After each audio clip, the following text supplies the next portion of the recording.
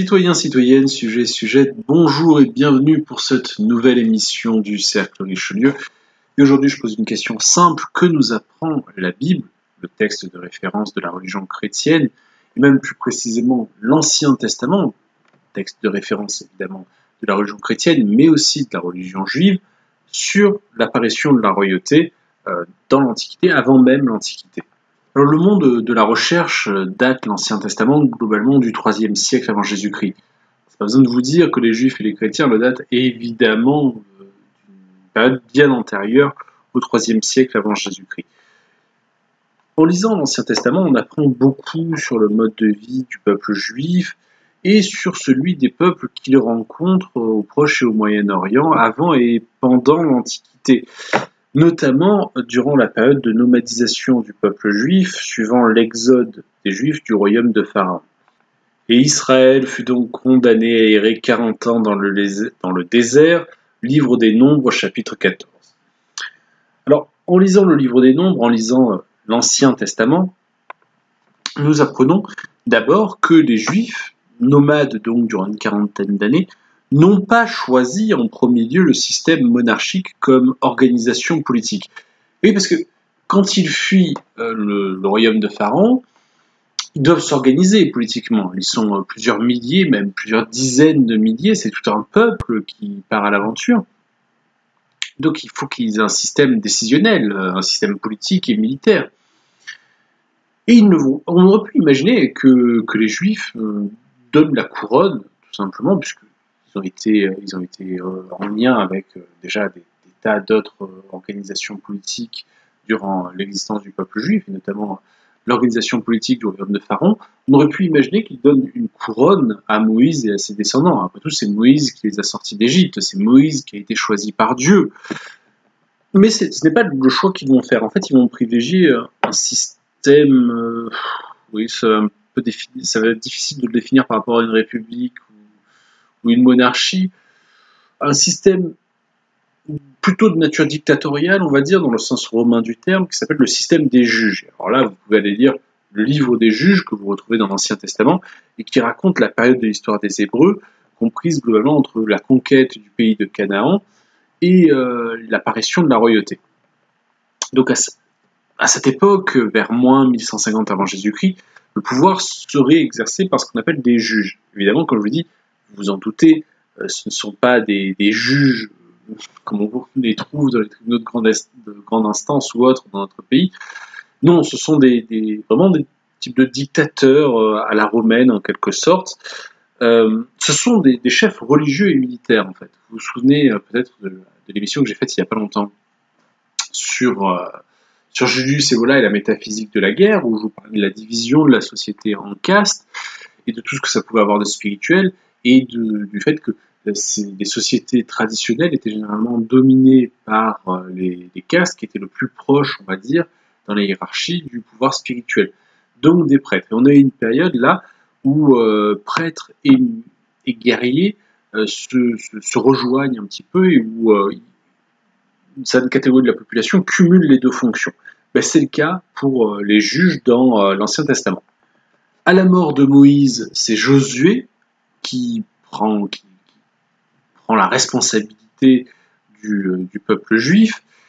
Donc, le peuple juif a déjà pénétré à ce moment-là dans la terre qu'on appelle Canaan, et il va profiter des décennies qui vont venir pour s'y implanter solidement. Mais la conquête, évidemment, elle est difficile, puisqu'il y a déjà des populations sur place, les populations cananéennes, et il y a plusieurs tribus d'Israël. Il y a 12 tribus, si je ne m'abuse, d'Israël, et elles n'ont pas de chef pour les mener à la bataille, elles n'ont pas de chef unique, elles ont toutes des sous-chefs qui obéissent généralement à des juges, donc comme je l'ai dit, mais Josué, lui, ne s'est pas désigné de successeur, puisqu'on considère que le juge ne peut pas être désigné par les hommes, il ne peut pas être désigné par le juge antérieur, il est désigné par Dieu pour pallier à des grands moments de malheur, en fait. Alors, comment et pourquoi finalement Israël en vient à se doter d'un roi ? Alors, la réponse se trouve dans le premier livre de Samuel. Samuel, qui est considéré par la Bible comme un prophète, dernier des juges d'Israël, est celui qui va consacrer les deux premiers rois d'Israël, Saul puis David. Donc je vous fais une lecture d'un extrait du livre de Samuel. Lorsque Samuel devint vieux, il établit ses fils juges sur Israël. Les fils de Samuel ne marchèrent point sur ses traces, ils se livraient à la cupidité, recevaient des présents et violaient la justice. Tous les anciens d'Israël s'assemblèrent et vinrent auprès de Samuel à Rama. Ils lui dirent : Voici, tu es vieux et tes fils ne marchent point sur tes traces.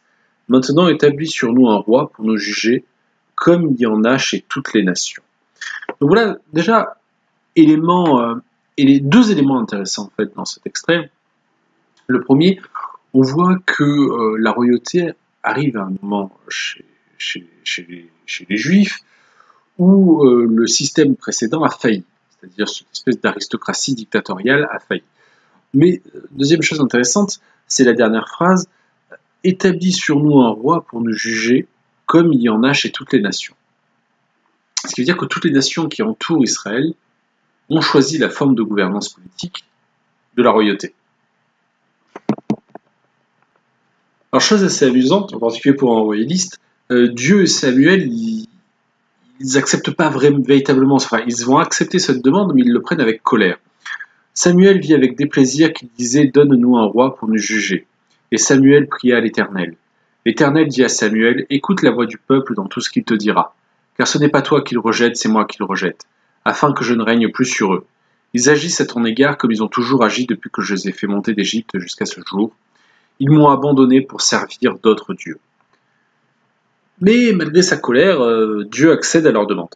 « Écoute donc leur voix, mais donne-leur des avertissements et fais-leur connaître le droit du roi qui régnera sur eux. » Alors ici, il faut faire une petite parenthèse pour expliquer symboliquement ce changement de régime. Les Juifs, selon l'Ancien Testament et selon ce qu'on peut en déduire, ne se dotent pas de roi auparavant, car leur lien avec le sacré, avec l'ésotérisme, avec Dieu, est direct. Il s'agit du peuple élu, le peuple choyé par l'Éternel malgré ses nombreuses trahisons. Ce lien, on peut le croire, va probablement se distendre après la mort de Samuel, premier prophète en terre d'Israël après l'Exode.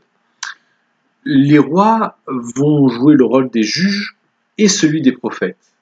Ils sont désormais en quelque sorte les ponts, Pontifex Maximus, n'est-ce pas, les canaux qui vont permettre la communication directe entre la communication indirecte du coup maintenant entre Dieu et le peuple. Cette communication, elle passera par la royauté. En fait, c'est une manière d'expliquer que l'âge d'or d'Israël est terminé. C'est-à-dire que chaque juif, chaque membre du peuple élu, n'est plus capable d'avoir cette connexion directe avec Dieu. On passe, dirait Julius Evola et René Guénon, dans l'âge d'argent. En fait, on n'y est plus depuis longtemps dans l'âge d'argent, mais symboliquement, c'est censé représenter ça. Et c'est désormais les rois eux-mêmes, donc Saul, le premier, qui fera la communication entre Dieu et son peuple. Le problème, c'est que quand Saul va désobéir aux ordres divins, Dieu va en quelque sorte couper la communication avec lui. Ce qui veut dire qu'il coupe la communication avec le peuple, entre guillemets, le peuple élu aussi. Alors je vais pas vous faire toute l'histoire des rois d'Israël, mais on va simplement s'atteler à Saul. Alors Saul, il va livrer une série de campagnes contre les Philistins et contre d'autres ennemis d'Israël. Et évidemment, comme il a l'Éternel avec lui, il va sortir victorieux de tous ces combats. Mais lors d'un de ces combats contre les Amalécites qui occupaient les territoires du sud et du sud-ouest de la Philistine, donc Saul refusa d'exécuter le roi des Amalécites qui s'appelait Agag, alors que cela lui avait été demandé par Samuel, donc par Dieu. Donc il encourut évidemment la colère de Dieu. Saul implora le pardon de Dieu, mais ce coup-ci c'était terminé. Samuel et Dieu coupèrent toute communication avec Saul qui n'avait plus que les armes terrestres pour s'en sortir contre ses adversaires. Il fut finalement vaincu par les Philistins. Pour tout ça quand même parce qu'il n'a pas voulu exécuter un roi ennemi, pour vous montrer quand même que l'Ancien Testament il est assez dur quand même, beaucoup plus que le Nouveau Testament sur la volonté de Dieu. Alors évidemment on retrouve plus ou moins la même histoire de Saul dans le Coran. Mais alors que les Philistins ont vaincu Saul et que la lignée royale semble devoir s'éteindre dès son premier roi, on a les deux rois mythiques, David et son fils Salomon, qui vont véritablement libérer tout le pays de l'ancien Israël et créer l'État entre guillemets moderne que l'on trouve le royaume d'Israël dans la Bible. Et c'est un petit peu l'âge d'or du royaume d'Israël. Vous savez, David, c'est celui qui va vaincre Goliath, et sous le règne de Saul déjà auparavant, c'était un proche de Saul, ce petit berger qui va vaincre Goliath et mettre en déroute l'armée des Philistins. Donc voilà, grâce à la Bible, on en sait plus sur comment les Juifs se sont dotés d'un roi, on en sait plus aussi sur le système politique qui était prôné par tous les ennemis des Juifs, c'est-à-dire la royauté également. Il n'est jamais fait mention d'une quelconque république ou d'une forme de gouvernement plus proche de l'aristocratie chez les peuples entourant les Juifs. Si ça vous a plu, merci de laisser un commentaire. Si ça ne vous a pas plu, vous pouvez aussi laisser un commentaire. Abonnez-vous, likez, partagez la vidéo, ça peut toujours nous faire plaisir. C'était Alexandre du Cercle Richelieu, on se retrouve très bientôt.